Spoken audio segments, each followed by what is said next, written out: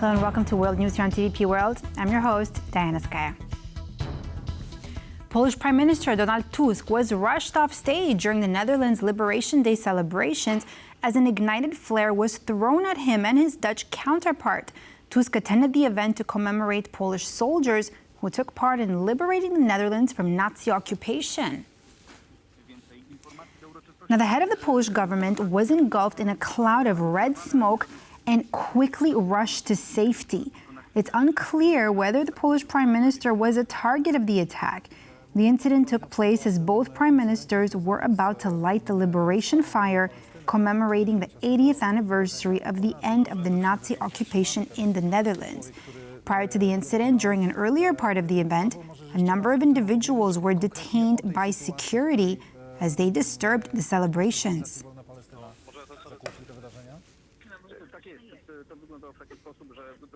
Now, during his speech at the Liberation Day celebration in the Netherlands, Donald Tusk touched on the history of the partnership between Poland and the Netherlands, particularly on the prominent role that Polish soldiers played in battles to free multiple Dutch cities during World War II. Tusk also stressed the need for continued close cooperation to ensure Europe's security and future.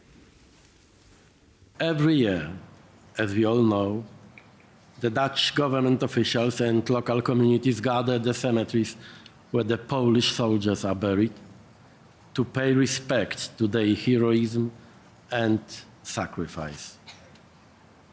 Numerous monuments record their combat trail, and the streets are named after the Polish liberators. I am deeply grateful to you for keeping their memory alive and for your firm commitment to commemorating them. Ladies and gentlemen, it is already the third year when we celebrate the anniversary of our victory over the Third Reich in the shadow of Russia's aggression against Ukraine. This makes all the difference as the war on the eastern border of the European Union lends a totally new context to those annual commemorations. In the face of the threats posed by Putin's Russia, we need to deepen our European and transatlantic lives, and we need genuine solidarity. Solidarity, which is the most important word in my personal political vocabulary. Genuine solidarity between people and nations that will prevent the evil from shaping our present and future. The time of Europe's carefree comfort, joyous unconcern is over. Today is the time of European mobilization around our fundamental values and our security. A group of Ukrainian soldiers took part in a parade for Victory in Europe Day in London, marking 80 years since the fighting on the continent during World War II ended. The British government released a statement highlighting that the participation of Ukrainian soldiers in the parade symbolized a, quote, global support for their continued fight for freedom.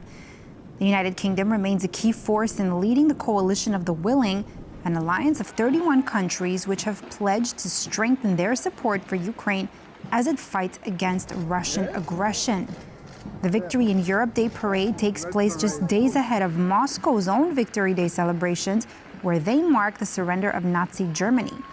Ukrainian President Volodymyr Zelensky urged European leaders not to participate in the event in Russia. But now Serbian President Alexander Vučić and Slovakian Prime Minister Robert Fico are the only European leaders who have confirmed their attendance for the Moscow parade. The European Commission has criticized Chinese leader Xi Jinping over his ongoing support for Vladimir Putin, but a spokesperson stopped short of lambasting the leader for his scheduled appearance at the Victory Day military parade in Moscow on Friday. Our EU correspondent Angela Skujins reports. Moscow's military parade on May the 9th is causing quite a stir, not only for the events, but the alleged invite list. Now, after some stern warnings from the EU top Brussels brass, Serbian President Alexander Vučić pulled out, not because he chose to, because he is allegedly unwell and is hospitalized. But the latest that we've heard from the Kremlin is that Chinese leader Xi Jinping will make an appearance at the military parade on Friday, aiming to highlight 80 years since Nazi Germany capitulated to the Red Army. Now, this challenges the relationship between Brussels and Beijing. Let's take a listen to what a European Commission spokesperson had to say. We have seen indeed the reports about the visit. We have our standing position on this. China is a permanent member of the UN Security Council, so it bears also the responsibility to uphold the UN Charter and the UN international and the international rules-based order. China continues also to be a key enabler for Russia's continued war of aggression. So without China's support to Russia, Russia would not be able to continue its war of aggression against Ukraine with the same force. Now, the reason that this appearance is controversial from an EU perspective is that Brussels is aiming to shore up alliances with Beijing off the back of US President Donald Trump slapping 25% tariffs on all EU imported goods and a whopping 145% import duties on Chinese goods. Since this announcement, the EU has made significant overtures across to its eastern neighbour.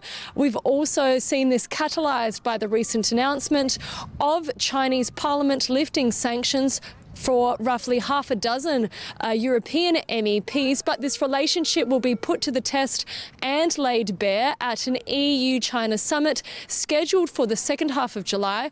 We'll have to wait and see whether any other fissures appear regarding China's problematic relationship with Ukraine. Angela Scugins from Brussels for TVP World. In business news, Spain's Santander announced on Monday that it has agreed to sell a 49% stake in its Polish unit, Santander Bank Polska, to Austria's Erste Group bank for around 6.8 billion euros. Now, the deal will need formal approval from the Polish Financial Supervision Authority. Warsaw on Monday became the location for one of Central and Eastern Europe's largest banking takeovers of the past few years. Spain's banking giant Santander has agreed to sell a 49% stake in Santander Bank Polska to Austria's Erste Group bank for around 6.8 billion euros. Santander's Polish unit is the country's third largest bank by assets and one of the most profitable on the market. Towards the end of trading Monday, Santander Bank Polska shares were down 6.6% in Warsaw. Erste shares were up 7.7%, while Santander was up 0.6%. Erste says it will fund the acquisition from internal resources. The deal will need formal approval from the Polish Financial Supervision Authority. In his first major interview since clinching a coalition deal, Germany's Friedrich Merz says he'll head to Paris and Warsaw right after taking office on May 8th. The goal? Well, to present a united European front before engaging with Donald Trump. Now, in an interview with Bild published on Sunday, Merz said it was important for Berlin to, quote, work together very well, very quickly with the French government and to engage on a par with Poland. As incoming chancellor, Merz announced that his first official visits would be to Paris and Warsaw, delaying a trip to Washington until a unified stance is secured with France, Poland, the European Commission, and the UK. He also took a firm stance on Ukraine, saying a country at war cannot join NATO or the EU, dampening Kyiv's hope for a fast-track accession. And that's all for World News here on TVP World. I'm Diana Skaya. Thanks for watching.